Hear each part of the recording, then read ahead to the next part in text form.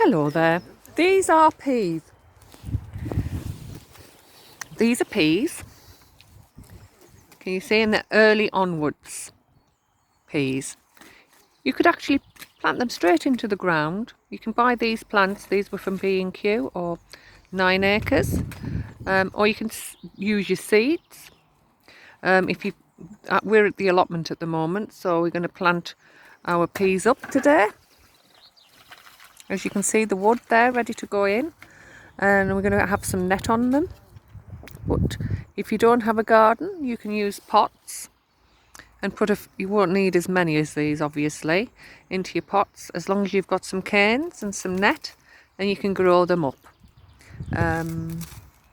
So this is the beginning. I'll just talk you through the allotment.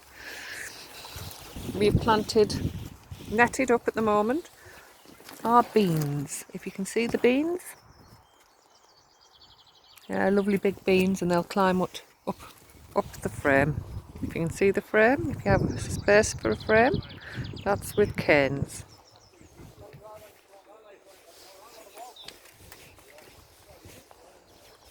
We've also planted cabbages. We've netted these up.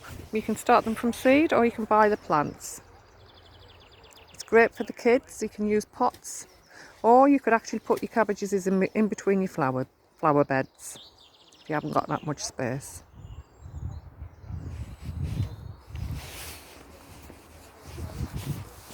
Now here we have Spanish onions growing. We've just planted those. As you can see, they're coming through nicely. And there we go.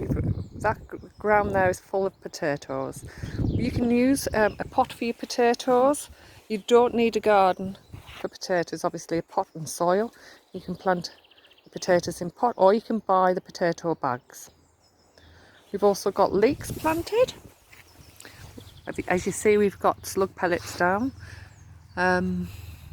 We've planted these straight into the ground, so that crop will be ready to harvest at the back end of the year.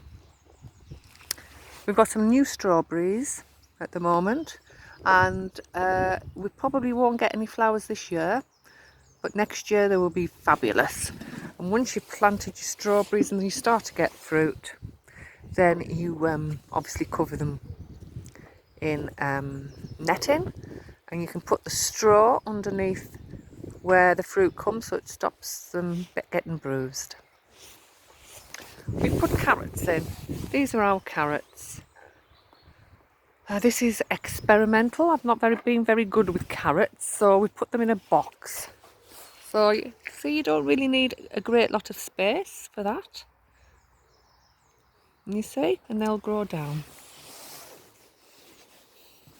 Now this is a bed, and we've planted lettuce seeds in, beetroot seeds, and radishes, and a red lettuce as well. So just keep it watered. You just need a small box with soil in, some compost, and away you go. Also in our allotment, we like to have flowers.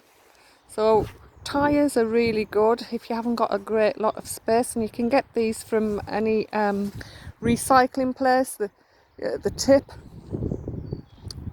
And by putting two on each other, it makes it higher, like there's potatoes in this one. And then we've just got flowers in these, Sweet William, and a nice daisy, Sincerity there. Lavender, this is smelly, and we've got mint. So you can put herbs and things in them. And you can collect and chop up your mint for your lamb and mint sauce, if you like, or your potatoes. We've got rosemary in this one, but again we've put it in a tyre and we've surrounded it with plants.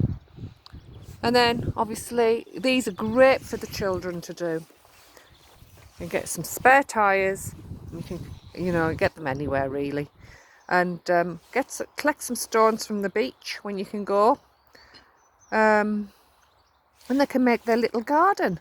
We've got dill in there. No, sorry, not dill, chives. We've got chives in, look. Sweet William again. And another daisy.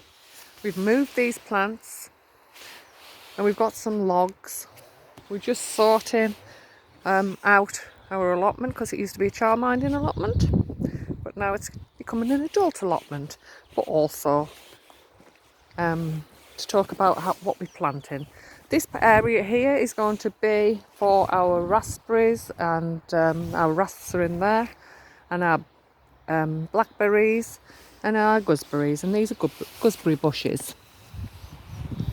This one we've got this morning, it's £4 from, and it's quite a nice big plant, from B&Q. And this one, blackberries. We're going to put some fruit trees in also.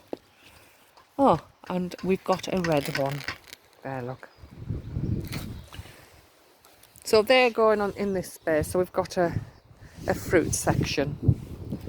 Now, these are sprouts. Again, obviously they'll come, we'll plant them up. We'll have to net them. And they come really at the end of the year. So harvest time's back end of the year, sort of September onwards. So that would be great. So hopefully we need to obviously net them because we have a lot of rabbits at our allotment. And so we need to do the netting. Here's our rhubarb. This is 11 years old and it keeps growing and growing, but you can get some rhubarb. You could put a little bit of rhubarb in your pot if you haven't got the space. These are all pots what the kids did a few years back. They painted the pots. We haven't done anything with them at the moment, with the names on. And then they plant them up and you can put your sunflowers in. Don't forget, put your sunflowers in. If you put radishes in, you can put even radishes in. Lettuces in. And they grow quickly, but radishes are really good to grow because they grow quickly. And also you could grow